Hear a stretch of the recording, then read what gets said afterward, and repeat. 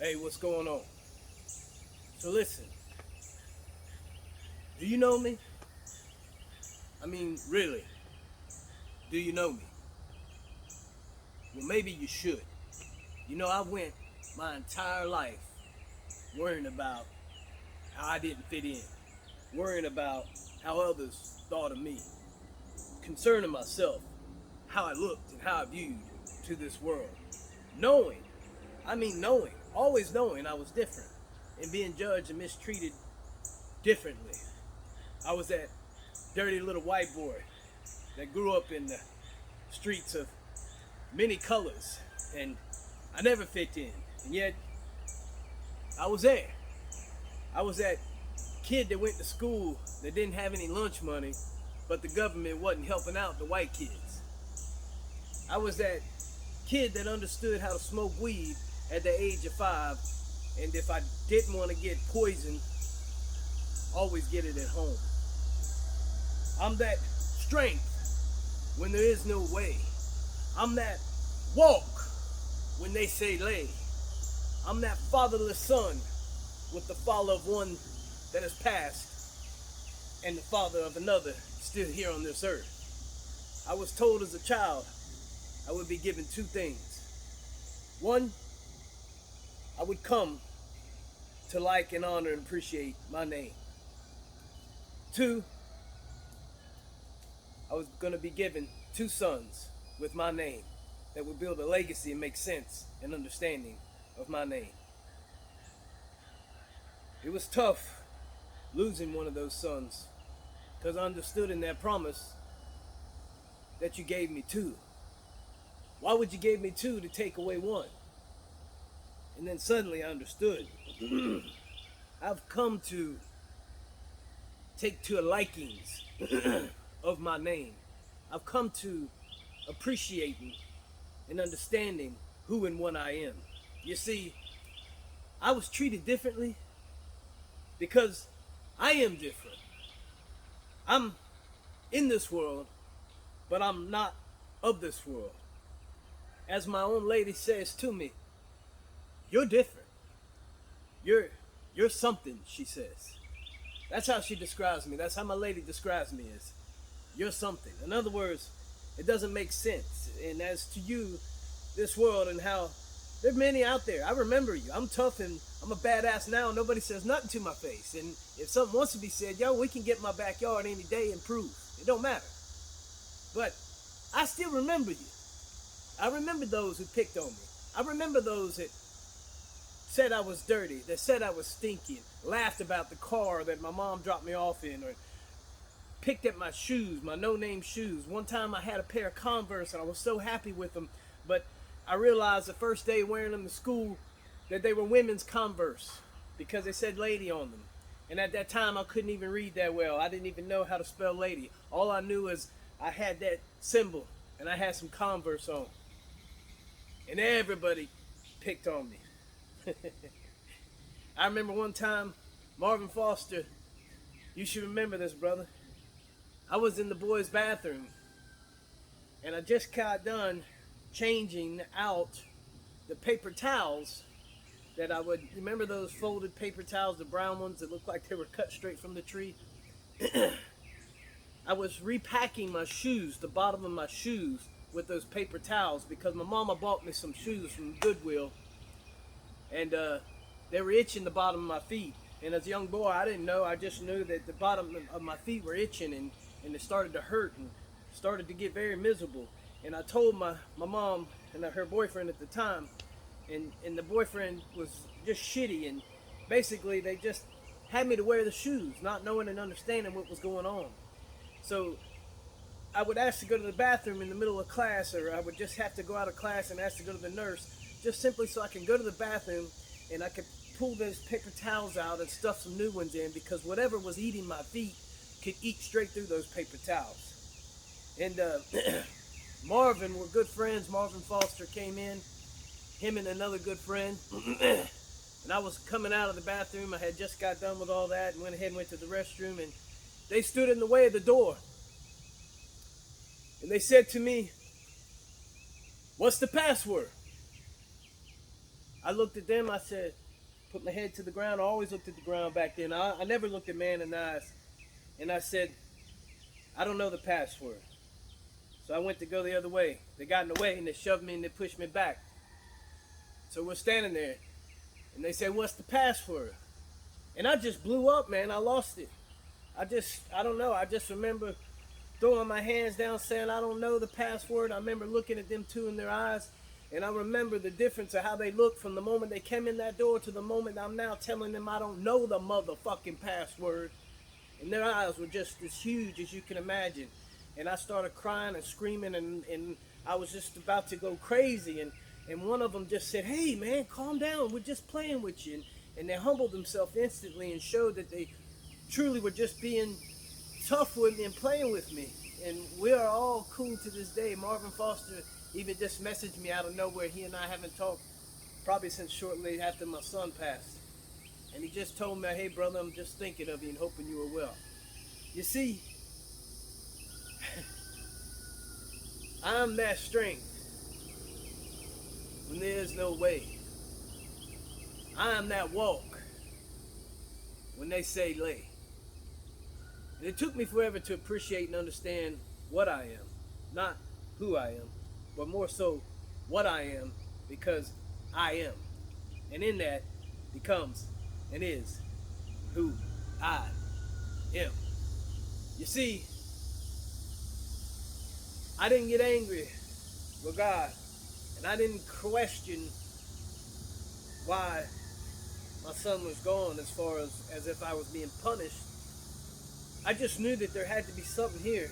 I never gave up on that because I understood that promise that was given to me.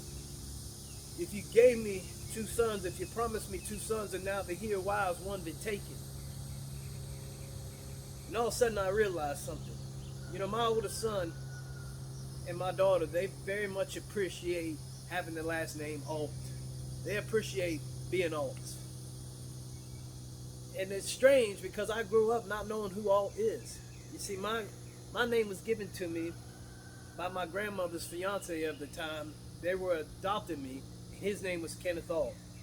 Well, they didn't work out, and I wound back up basically like this. My mom lived with her mom at that time. My mom was 14 with me. And so something happened with my grandmother and this dude, Kenneth Alt, and here I am. So I never knew understanding or where or what my name was, and now to my children, they're so proud. And to my son Matthias, he was very proud. He was always about alts this. And all of a sudden I realized there's so much that has changed and become since my son has passed. And even at the funeral, if he was there, I'm now remembering things I spoke and how they came to me. And some things I felt weird about speaking because I felt like, you know, I was making this about me. But all of a sudden I realized it was about me. It was about my son. It was about my daughter. It was about my youngest son. It was about everything. It was all about. And I felt led and instilled to say certain things. And even I felt the impression from my son's spirit to say certain things. And so to this day, I realize and I understand my children appreciate and know what it is to be an alt. And knowing and seeing that has given me power and strength to realize and know what it is to be an alt. And what that is to be an alt is to be that walk when they say lay. It's to be that gain from pain. It's to be that merciful sorrow, that understanding that triumph and defeat are the same illusion. That purpose and understanding and distinguishing balance is everything.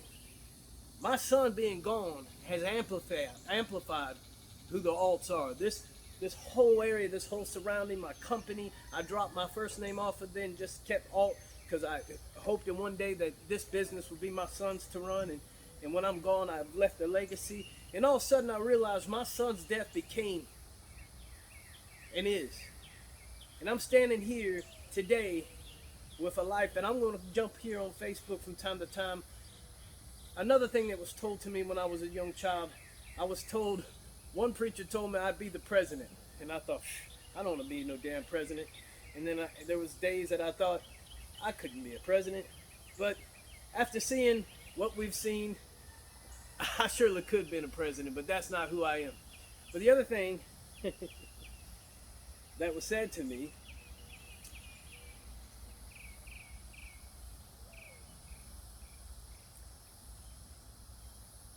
I was called out and I was told I'm going to write a book.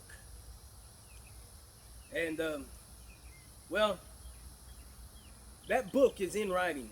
As far as what is going to be written is still going. See, and you realize just everything you see will be what has been said of me my entire life. What is spoken of you, what you involve yourself, the environment that you keep yourself in.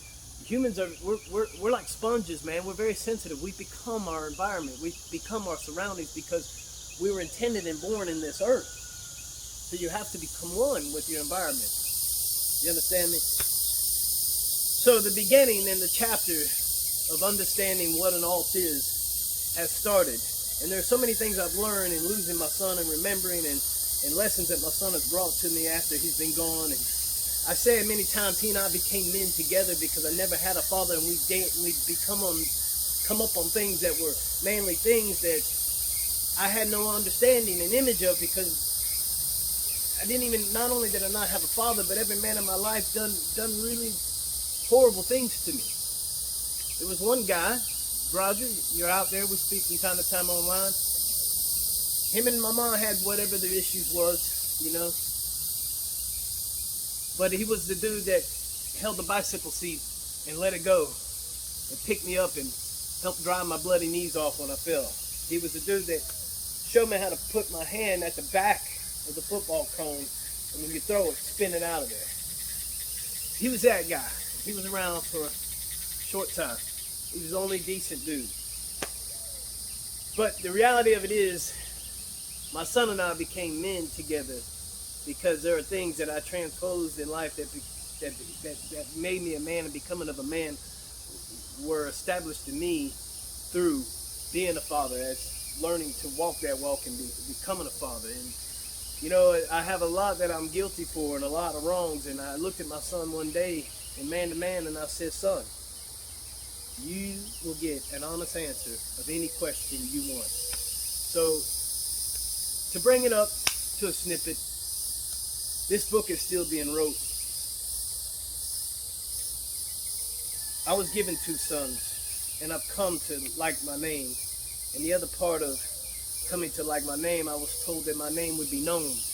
My name would be known as great. And, well, that's happening. And I'm very thankful and honored at what we're building with inside our round community and what people understand of me out here in the internet world. But there are things to come. There are much things to come. And I will tell you, there's a lot come around. I've learned about my father. I have brothers and sisters throughout the country. It's an amazing thing.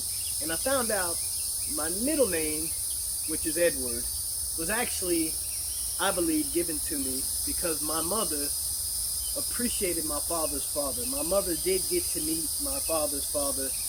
And my father's father was a big help at keeping my mom safe from my father.